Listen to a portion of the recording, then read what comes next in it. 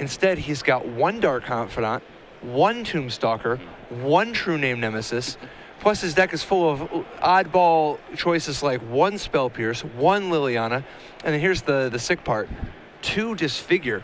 Right. Yeah, the numbers, they're a little odd, but... I love it. Yeah, this is a Brainstorm Ponder deck, so of course he has some wiggle room to find the particular spells that he needs. 3 Hymn to Turox. That is so aggressive. I know. I love it. 3 days, too. A lot of weird numbers. Greg looks like he was on the play, leads off with a Delver. Yeah, this is one of these decks that, because of the odd numbers he has chosen, it's going to look crazy that he has all of these cards. Like, how can he fit all of these cards? by making them 3 ofs and 2 ofs, I think generally is how it's done. So Alex is going to fetch a basic swamp. It has no other play, it looks like. Now, Greg's mostly just trying to find a creature to start generating an advantage, whether it's Delver or Tarmogoyf for the beatdown, Deathrite Shaman for some acceleration, or possibly even Dark Confidant. But for the most part, he just wants to generate an advantage and then disrupt Alex using discard and creature removal. Perhaps even counter spells. Yeah, Greg just wants to get some gas going. He could use Ponder to set up his Delver. That won't work for him this time since he kept with the Ponder, but then he shuffled his deck with Misty Rainforest. So he does not currently know the top card of his deck. So that Delver, if it flips, will be flipping blind. Sorry, those Delvers. Yeah, Delver I got a feeling 2. what we're going to see is the second Delver means that next turn Greg can, with the triggers on the stack, brainstorm on his upkeep and ensure that both flip, putting Alex on a very short clock. Alex perhaps correctly anticipates that this is which way the wind is blowing and is going to Cabal Therapy, naming Brainstorm. That would be the heads-up play. Wow, even wisely playing the Misty first in case of daze. Very smart play. And he even has the daze, hits the Brainstorm correctly, had the daze. This is just excellent play by Alex Ledbetter. That's so cool. I love seeing subtle good play get rewarded. Oh, he's even smiling too because he actually played around the daze. He knows. He knows. So we see Disfigure, Daze, Ponder, the cards left in Greg's hand. Greg doesn't get to upkeep flip the Delvers with Brainstorm, but he does still have that Ponder. So. And we'll see. He's got almost a 50-50 shot of flipping cold. Misses this time. Hits Wasteland. Alex's deck actually fairly well insulated against Wasteland. He has 2 forests, 1 island, 1 swamp. He can fetch enough basics to cast all of his spells, including the namesake spell Allurin. Yeah, Wasteland basically can only be used against him 2 ways, which is first to keep him off of, knock him back down off of 4 sometimes, since he can be stuck sometimes without access to double green if he only had 1 forest, if he had to use like a dual land for a second one, or the more likely, hitting his 1 Taiga. Now, not everybody's going to realize that Alex only has 1 Taiga. I mean, he only has 1 Savannah also, but white is not nearly as crucial. If he hits the 1 Taiga, it makes it so that he can't Imperial Recruiter as a backup plan. He can only use it for the combo. Sure. Other than, obviously, the Deathrite Shaman. I didn't even realize that he had a Taiga, yeah. His primary game plan is not to actually cast those Imperial Recruiters. Right. The 2 forests, 1 island, and 1 swamp are enough to cast the bulk of the cards in his deck, which will allow him to actually go off Allurin, letting him play all the creatures in his deck for free. Greg gets some ponders going on. Very likely those Delvers are going to flip next turn. Now, if Alex is going to play Eternal Witness this turn, he would not be able to get a basic, but it looks like that is not his plan. He is on the value plan. Are we going to see a Baleful Strix? If we see a Baleful Strix, I would expect it to immediately hit the graveyard. He does have that therapy. He does know some of the cards in Greg's hand. Yeah, the nice thing about Baleful Strix as a potential blocker, though, is that it destroys Greg's only counterplay he has going. Flips by revealing Force of Will. So Alex knows about Daze, Disfigure, and now Force of Will. So he knows that Greg has Force of Will up. Fortunately, he does have the therapy in his graveyard. There goes the Disfigure, so he no longer knows about that one. Greg bashes in. Looks like it's going to drop Alex to 9. That's a 2-turn clock, so Alex needs to get something going here. Yeah, now the good news is for Alex, he's got an Intuition in his hand, which can find the Allurin. Misty Rainforest provides green mana, so he can actually search up a forest, Intuition off of all basics, and then next turn drop the Allurin, and win the game with the Imperial Recruiter in his hand. That would work. He does know about those counters, so he has to worry about that. If you're Greg here and Alex passes and then end step casts Intuition, you got to snap off the Force there, right? Oh, yeah. Definitely, which is very likely going to lead to a spot where Alex has to try to Eternal Witness. The problem is he's running out of time. What he's trying to figure out is, how can I make 2 plays in 1 turn?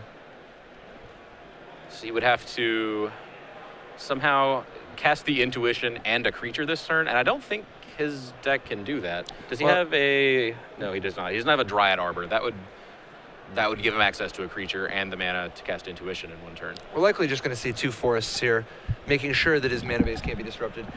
It's possible that he goes with a duel, but he does stick with the 2 forests. Falls to 7, not to 6, importantly, so still on a 2-turn clock from those $2. The question, though, is what can he do to draw out that Force of Will that gives him the best chances of winning next turn? Eternal Witness, maybe well, it's his best shot, I think. Okay, interestingly, taps the island, leaving Swamp up so that he can recast Cabal Therapy when he gets it, but changes his mind, switches to an island, representing Brainstorm. It could also be trying to influence Greg to not counter it. That could be the case. He actually, I feel like he wants Greg to counter it, though. Yeah.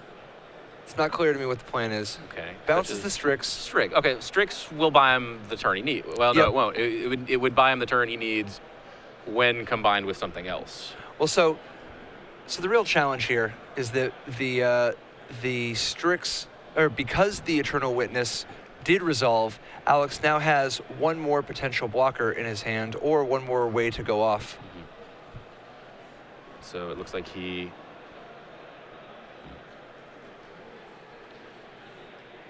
Wow. Oh, there we go. It's pretty clear. He's going to need a Learn. Yeah. Alurin and... So we still has the days. He uses Alurin and... No, he's got his Sven in hand. But we move to game 2.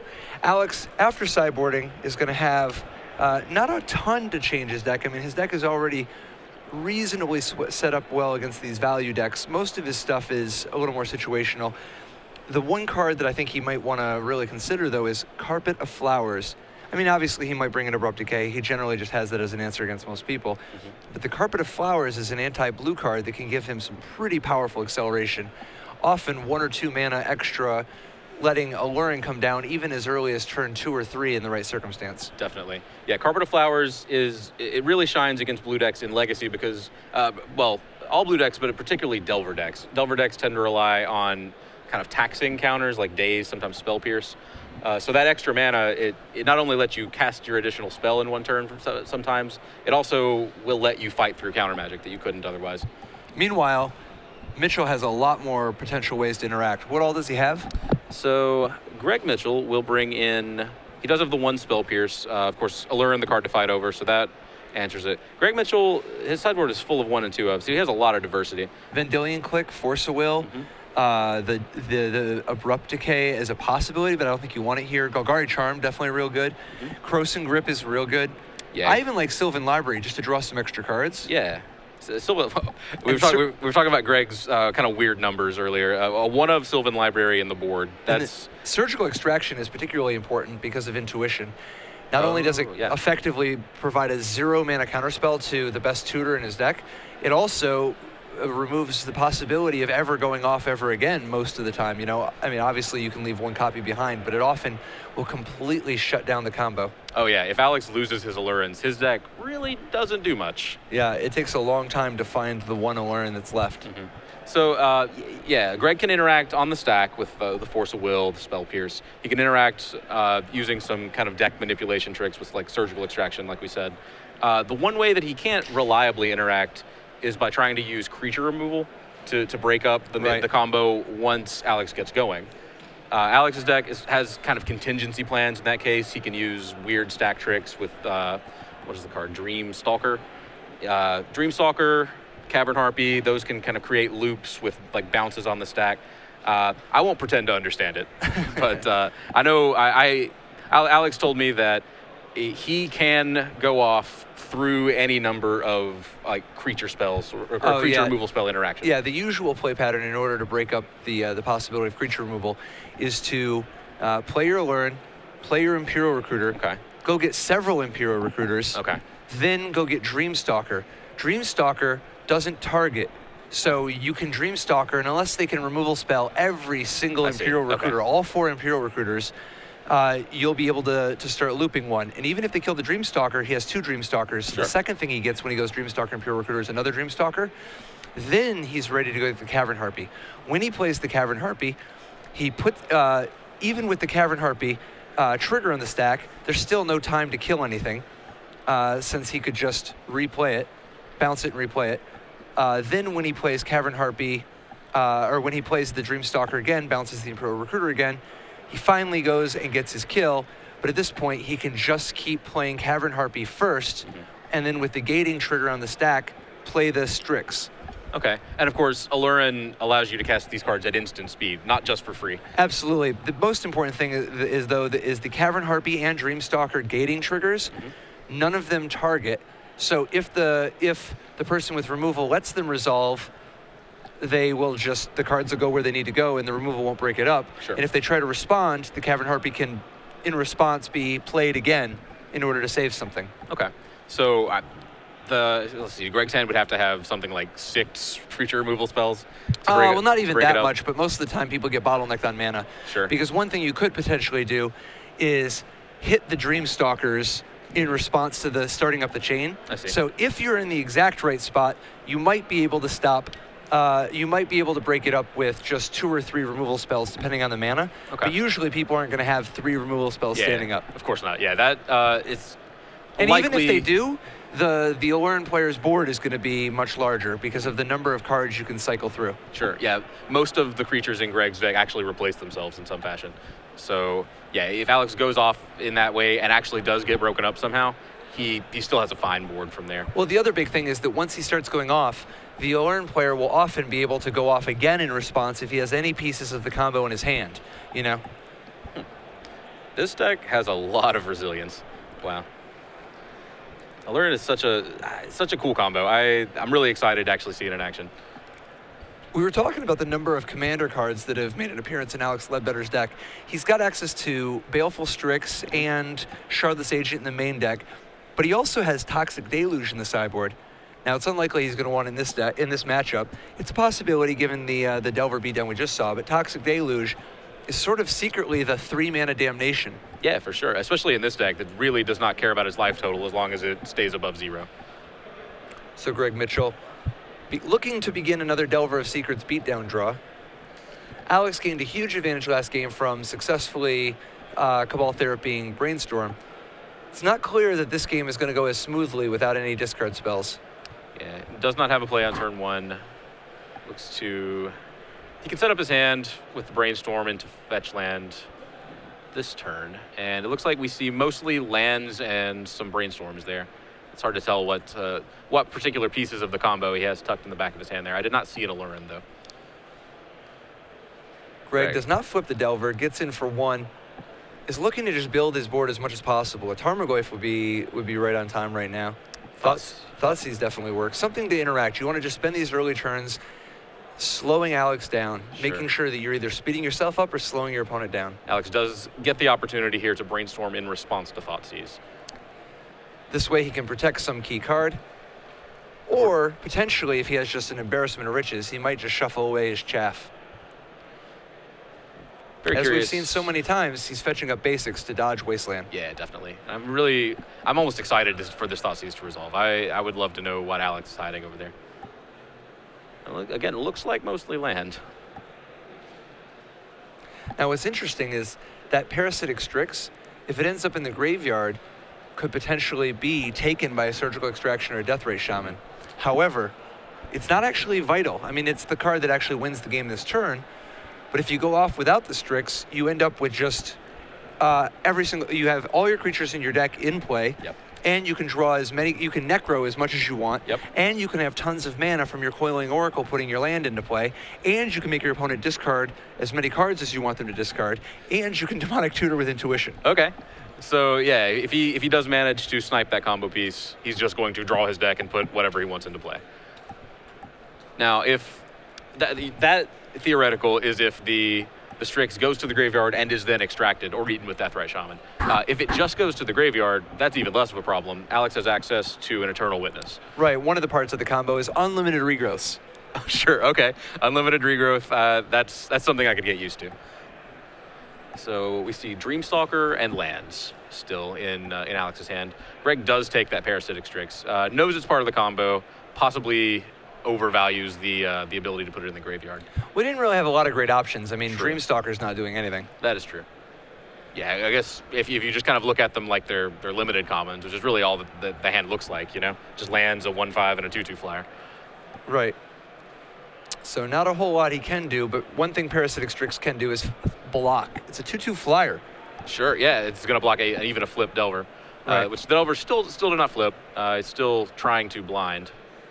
So Alex is going to crack that fetch. He doesn't want to draw the next card, but he wants to be able to brainstorm again, Sure. so as to be able to hide whatever his quality cards are without having to shuffle them away. Mm-hmm.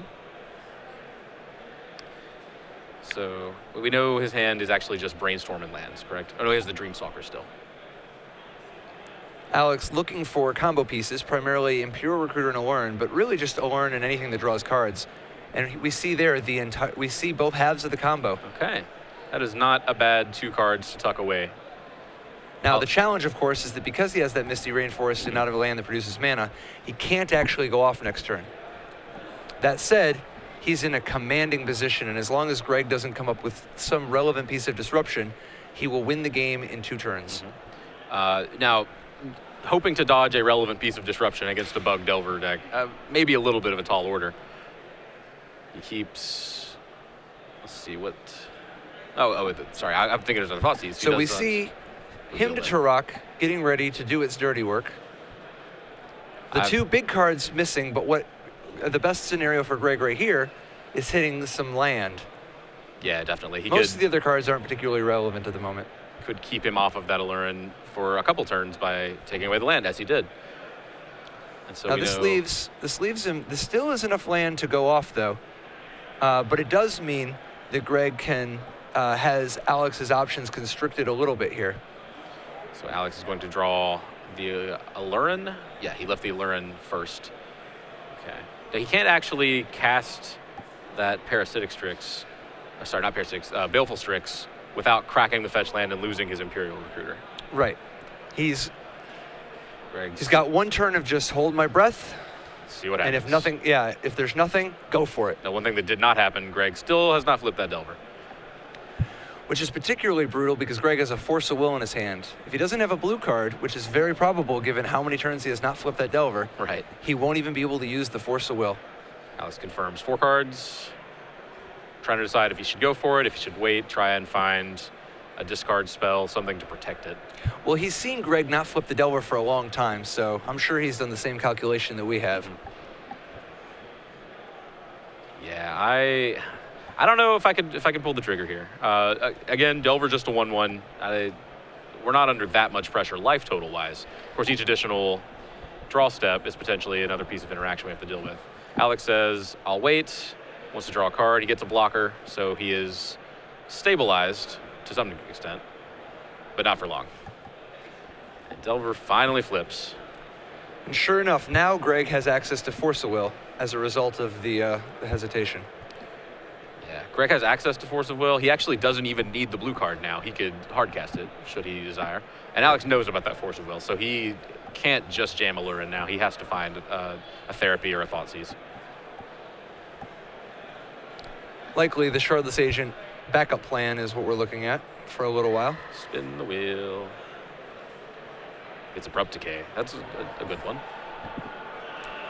A very powerful way to buy himself a lot of time. Well, Greg, we know, has 2 Force of Wills, and likely no other source of pressure. He would have, I assume, cast those if he had them. So, I think we're going to see Alex on the Dreamstalker plan. Once you're on this backup plan, oh, okay, he does wait. I was going to say, once you're on the backup plan, sometimes you just keep bouncing as much as you can. Dreamstalker Shardless Agent is a pretty adorable interaction. I do love having decks that are just jam-packed with 2-for-1s. It paying off for Alex that he did not crack his lands immediately, as the double Wasteland does not end up getting to shut him down. Yeah. Wasteland has targets now. It doesn't even really affect the game at this stage. So Greg's got to find another clock. I mean, this Liliana is something, but it is a real soft way to interact. Yeah, sure is. He does get to keep himself from taking damage this turn. Once Liliana starts to uptick, he gets to trim some of Alex's gas. He will lose, presumably, one of the Force of Wills in his hand. And Alex sitting with Allurin, Recruiter, Dreamstalker. Yeah, my guess would be that Greg's going to be trying to keep the 2 Force of Wills just to make sure that he can protect himself against the only thing that can go wrong right now. Yeah. Nurse this for a little while, and hopefully he finds something like Tarmogoyf or Dark Confidant that can start making forward progress. Mm-hmm. Even a Thought Siege just to settle things down a little bit. Let him take a look, see what's going on. Yeah. See, he has, I believe, just the 2 forces in hand, right? Is it a 2-card hand? We can't see currently, but if that's the case, then he could only discard Force of Will or the card he draws for the turn. No, there's a 3rd card. Both players making forward progress. Alex taking a few risks with his mana base. Notice he doesn't have any black mana at the moment. Mm-hmm. Doesn't have black mana, exposes that Taiga. But what he does have is the ability to play either Allurin and go for the win, or Imperial Recruiter and Deathrite Shaman for the backup plan. He decides to go Force of Will the Allurin.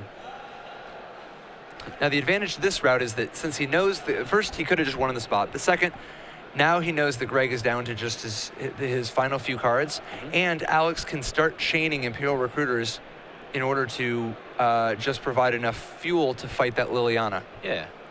Yeah, this is a weird spot for Greg. Normally he is the deck that takes best advantage of Liliana, but Alex, his deck is full of 2-for-1s. All of his cards replace themselves. He can continue to develop his board, but still have cards in hand to feed the Liliana should Greg continue to take it up. Oh yeah, plus by playing a Deathrite Shaman here, he basically ensures that the Liliana is not going to be super effective. Definitely. Not only does he have cards to pitch, he has cards to sacrifice and still maintain a board presence. Absolutely. It's very interesting to see the player with Liliana in play just not be able to contain his opponent still. Liliana, normally kind of a backbreaker. So he had the Deathrite in his hand, so he doesn't need to fetch one with here. He's going to go with Shardless Agent. Oh yeah, definitely not. No. Just playing both in the same turn to use his mana efficiently. The only reason not to is if you believe that Deathrite is the best card to discard. No, yeah. He just wants to commit his board as much as possible to make sure that he can overpower that Liliana. I mean, he's going to win the backup value plan the way things are going. It looks like. Do we know that last card in Greg's hand? Is it the... We didn't get a chance to see. So Liliana has to make the ever tough decision. Do you tick up when you don't even really want to be discarding cards, knowing that you're doomed in 2 turns anyway? Or do you sack the Liliana just to kill a 1/1? Yeah, that 1/1 has already done its job. Although sitting in play in a deck that contains things like Dreamstalker. Okay, so he's going to use 2 of his cards, including losing his Liliana, to clear Alex's board. Alex does still have that Shardless Agent that Greg knows about. Yeah, and Alex does not have black mana yet. There we go. Shardless Agent will provide. Oh wow. What was the target? Allurin. Okay. And as you said, Very respectable. Once Very that respectable Allurin target is out of Alex's deck, it's just kind of a pile of small value creatures. Yeah, now, we are squarely on the backup plan. Sure. Now, as we've seen so far this game, the backup plan of small value creatures, nothing to sneeze at. That it can definitely carry the day, and it kind of looks like it's going to have Alex at the advantage right now. Greg mostly out of gas. Yeah, the Shardless Agent, he can cast, start developing his board, and then as soon as he finds a black mana, he can actually start looping with Cavern Harpy, the Shardless Agent, 5 mana at a time. Now, this is kind of a weird interaction. The Dreamstalker enters play while the Shardless Agent's still on the stack, so it can't actually bounce the Shardless Agent. Chooses instead to bounce an island. Replays, can he cast anything? No. Passes the turn. Greg just land go. That's not what you need here. The beats continue. These are some mediocre beats, but I certainly respect them. Definitely. Now, I'm guessing we're going to find 3 sources of black mana here, so as to ensure that the Cavern Harpy backup plan can start. Yeah, Alex drew Cavern Harpy that turn. He can bounce the Shardless Agent or the Dreamstalker and then bounce the Shardless Agent, but I don't see why he would do that, given that he does not have Allure in his deck anymore. Yeah. The long and the short of it is, we're going to just keep beating down, and Alex is going to try to draw as many more cards as he can, continuing to fill the board with random 1/1 and 2/2 idiots. Huh. He is given Polluted Delta. Okay. The looping the Shardless Agent is going to basically just be the equivalent of drawing cards with selection and getting them into play, because at this point, Greg doesn't really have a lot of great ways to take over the game beyond putting down a big blocker. And what big blockers does he have access to? He has the 1 of Tombstalker. He has 3 Tarmogoyfs, 1 Tombstalker, and 1 True Name Nemesis are the primary ways that he could actually defend himself in this position. And against Deathrite Shaman and Baleful Strix, I don't even see those doing enough. Delver's a start. Alex with an ever-growing supply of beatdown creatures. His mana's a little wonky. I mean, a Taiga and 2 forests is not how you really want to be doing this, Yeah. but It's okay because he has almost an overwhelming board presence. It's very strange to refer to 1/1s and 2/2s as overwhelming, but that's a lot of cards in play, and continuing to replace themselves and grow each turn. wow, that was big. Miracle's Golgari Charm. That is going to... That's huge. Yeah, I mean, it's not necessarily going to win the game or anything, but that's exactly what he needed. That's Definitely. the only sweeper he has access to is the 2 Golgari Charms. So that's going to leave Alex with 2 Deathrite Shamans, and I believe that's it. No, he has a Dreamstalker under there too. Right, so this is hardly paralyzing, but even still, we're probably going to see exactly that Delver stay home on defense, and the Golgari Charm at instant speed, so as to temporarily shrink any potential attackers that live, like the Deathrite Shamans. Greg sits with it face up. You know I have it. I know I have it. You know it's coming. Come at me, bro. And Alex does. Now the question will be, does he block the Shardless Agent? Looks like he does not. Yeah, that Delver, I would think too important. Oh, he does. No, he does. Okay. Yes. All right, so Greg giving himself a little bit of breathing room. Not much, though. Those 2 Deathrite Shamans, now he can only use 1 a turn, but those 2 Deathrite Shamans mean that Greg is dead next turn unless he draws something. And packs it up. So we're going to game 3. Alex Ledbetter ties it up 1-1 with the backup plan. His Allurans were surgically extracted. However, the mediocre beats prevailed. Mediocre beats, not so mediocre. Particularly when every creature you're beating with provided you with another creature to beat with in your hand. So Greg he basically saw the mediocre beats. We don't know if that was the thing that was on his radar, but how do you prepare for that plan in game 3? Do you change anything? Are you more concerned with that? Do you board the extractions out? They're still good. Yeah, I mean, the fact that surgical extraction is a pretty hard counter to intuition alone is enough to justify the space. He doesn't have access to anything like Toxic Deluge, so I don't think we're going to see anything crazy. I think he just has to come out aggressively in the beginning. He can't let it get to that point. Yeah, for he sure. has to have a creature that is advancing his board. Alex Ledbetter's side, nothing really out of the ordinary, a whole lot of hanging out, and that was really smart play on his part. He played around Force of Will, and then he set himself up to have the best possible chances so that when his Allure was Force of Willed, he could just try to grind Greg out. One thing that we did see Abrupt Decay out of Alex. That's a card we weren't sure if he was going to board in, but he used it to very good effect to buy time. Greg, he doesn't have that many threats, and the only 2 cards, well, the only 2 threats in Greg's deck that can't be killed by Abrupt Decay are the 1 of Tombstalker and the 1 of True Name Nemesis. Well, I mean, Greg's deck isn't super threat heavy anyway. Abrupt Decay is not at its best when you have to kill 1-drops like Delver and Deathrite Shaman, but you still do it. What Alex doesn't realize is that Greg only has 1 Dark Confidant, 3 Tarmogoyfs. Most people playing these Bug Delver decks would have quite a few more, making Abrupt Decay a better Sure. play. Additionally, you never know how many people have Engineer Plague. anybody who's got this kind of variety, this kind of range, they are live to have an Engineer Plague, and a single Engineer Plague completely shuts down the combo by naming Beast, making Cavern Harpy unable to loop.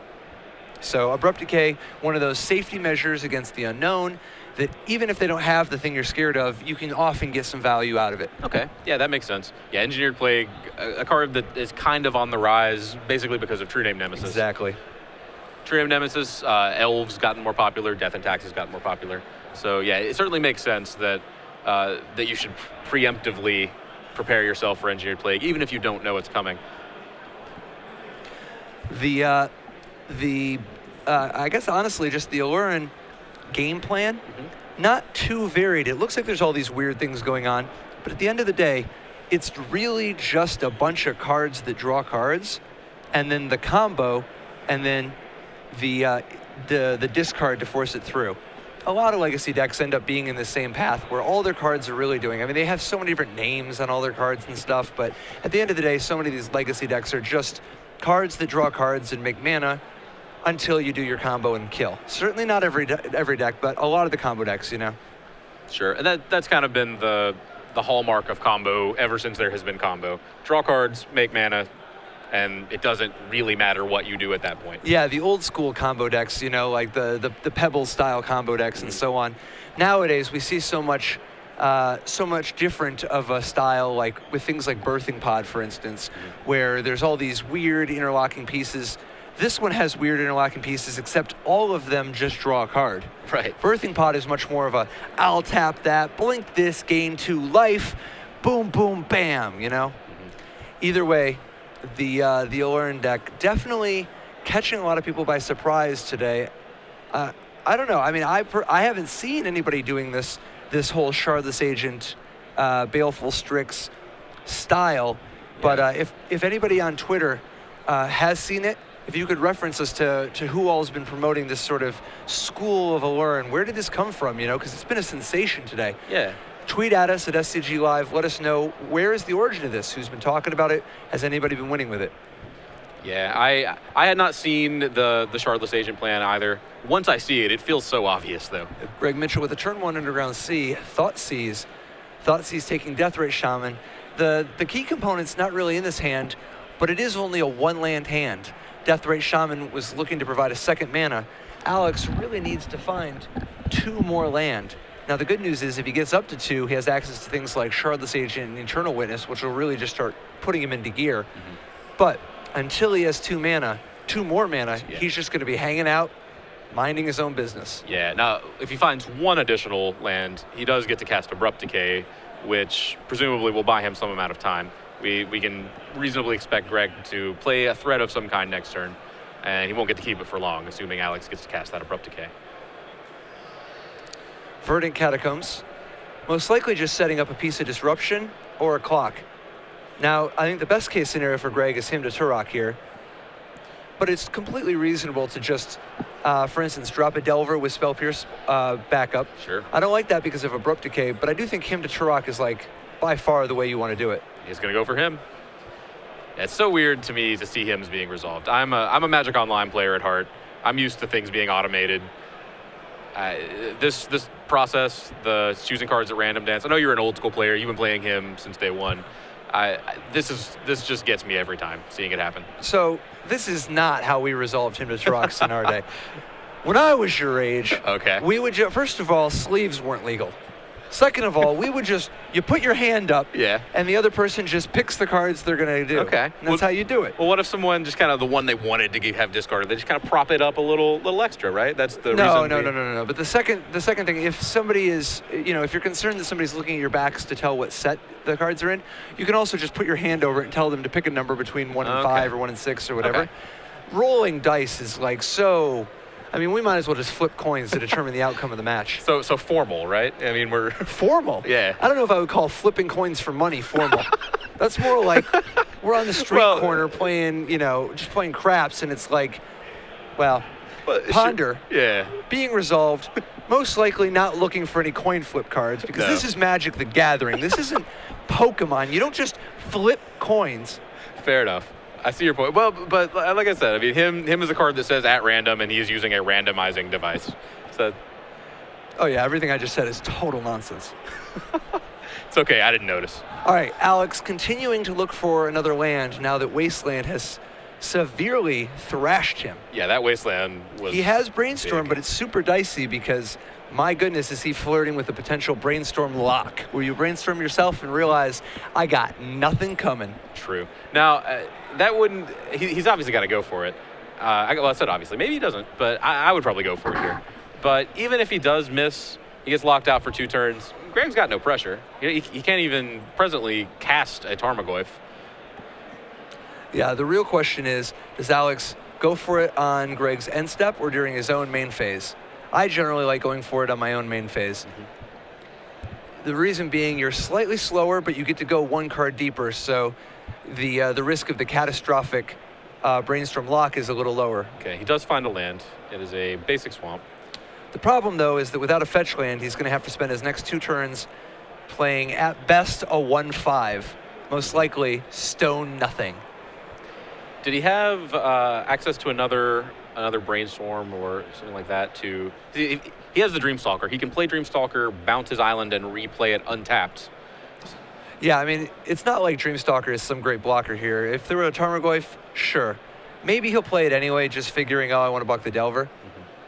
Right, exactly. There's a chance it blocks the Delver, but he doesn't have any way to dig. He is going to spend the next turn doing nothing.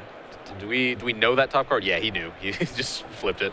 Okay, that Ponder. I couldn't remember if this was the last card from Ponder or not, but it was. Alex gets nothing.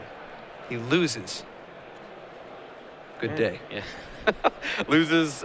Still no land. He knew that. Even when he finds the land, still has to wait a turn before casting a 3-drop, or else cast the one he wants to resolve the least into the Daisy that he knows about. Greg's going to Ponder again. Yeah, I mean, if he finds the land, the most likely scenario is we see a Charlotte's Agent, so at least he presents 2 threats, so the Daze only gets 1. Greg, we caught a flash of his hand. We see, I believe it was 2 Force of Wills. Yeah, Greg definitely light on mana. Not only does he have a 3rd land, up until this Deathrite Shaman, he did not have a green mana. However, Deathrite Shaman, the best of all of the Black Birds of Paradise, able to fix everything for Greg. The old Birds of Paradise / Grim Lavamancer split card. Yeah, it's basically what happens if you're like, okay, well, what if Birds of Paradise was black, and also a Grim Lavamancer, and also could gain 2 life a turn, and also let's give it +1/+1 just to really send the message home. Yeah. Plus make it a living Tormod's Crypt. Carpet of Flowers sticks. That's going to add 2 additional mana for Alex next turn. Which. Yeah, but I don't think Greg buys it. Oh, he's not going to let that resolve, you don't think? It's not clear. Says no. Yeah. Alex is low on mana. The last thing he wants is for Alex to just get 2 more mana of any color each turn. Yeah, that makes sense. He pitches Spell Pierce, which is Force of Will, of course, still a 2-for-1, but in this case, the card you were pitching, Spell Pierce, that card was pretty much dead if Carpet of Flowers resolved in the first place. Oh yeah, Carpet of Flowers is just absolutely incredible against blue decks, particularly ones that are trying to deny your mana or tax it with Spell Pierce or Daze. Alex falling to 9 from that swing. Another him. That's a good one. Here we go. Who, him? These randomizing devices again. Yeah, we're getting word from the people in the stream that apparently the best way to resolve the randomization method is the old roll 2 dice and add them together method to pick 1 number. Okay. A popular favorite for when people have 7 cards but only 6-sided dice. Fair. That was an Allurin, which Alex currently can't cast. Charlotte's Agent, trying to draw out the Daze, also just trying to present something, you know? Yeah. Now, likely we'll see the Daze hit the Brainstorm since the Charlotte's Agent doesn't really do a ton. You know what one of my favorite things to do in Magic is? What is one of your favorite things to do in Magic? Staple Brainstorm onto my spells. Just play any spell, also Brainstorm. Yeah. I mean, I don't blame you. I just like stapling. So that Brainstorm does not resolve. So I'm sure Alex loves stapling Brainstorm onto things as much as I do. Missed the stapler this time. Yeah. Now, I've never actually stapled a Brainstorm to anything, but I used to be all about the stapling the Ironroot Tree Folk and the Hill Giants to the wall. Sometimes you got to. When you're sitting at Gen Con, you're on the floor, people are playing Chaos Orb, stuff gets real. Chaos Orb, man, when your opponent's going to play Chaos Orb, there are no rules. Staple your cards to the wall if you have to. I'm going to take your word on that. Parasitic Strix comes down as a potential blocker for the Delver of Secrets. That's what Legacy's really about. 2 Windrakes coming down to block 3/2s. Oh, yeah. Oh, yeah. But it's not even just any Windrake. I mean, it's a Windrake with potential upside. Potential upside. Upside not even realized. There is no black creature in play on Alex's I mean, side. it could potentially come back some later day. Fair enough. The nice thing is that it's an artifact creature, meaning that anybody playing Terror is going to have no luck. Ancient Grudge, on the other hand. Or, yeah, but we're not going to see that out of Greg. That's true. He could, what do we have? No? He has Crossing Grip in the sideboard. Crossing Grip, there we go. Yeah, but Alex has already thought of that. Okay. Alex. So Shard the Sage getting in there. One step ahead of us. Still has a target for Crossing Grip. Who are we kidding? Oh, yeah. Okay. See, and it's funny because it looks all fun and games. It's like, oh, ha, ha, ha. He's at 11. It's going to be a long time. But looks like they call the match. Yeah, Alex gonna pack it up. I believe the Allurn is shown. Oh, did Alex get that? Yeah, we need some. Could he cast the Allurn? I mean, what is the life total here? Because Deathray Shaman was actually threatening to do a bunch of damage. Greg didn't win. Yeah, okay. So how was the final damage? Because there was 2 from the Deathray Shaman. Did he have a removal spell for the blocker? Well, I think that Alex was not necessarily dead that turn, but couldn't actually go off there, so felt like he was drawing dead maybe. I don't think he could. Yeah, down to 4, down to 2. Maybe we don't have the life totals correct. Ah, okay. So there were 2 Deathrite Shaman. Yeah. The Deathrite activation put him on too short of a clock. Looks like our life total on the screen was 1 turn behind. I gotcha. A classic Deathrite Shaman chain in Grim Lavamancer fashion. Greg Mitchell takes the game and the match 2 games to 1. Bug Delver defeating Allurn. Yeah, and that is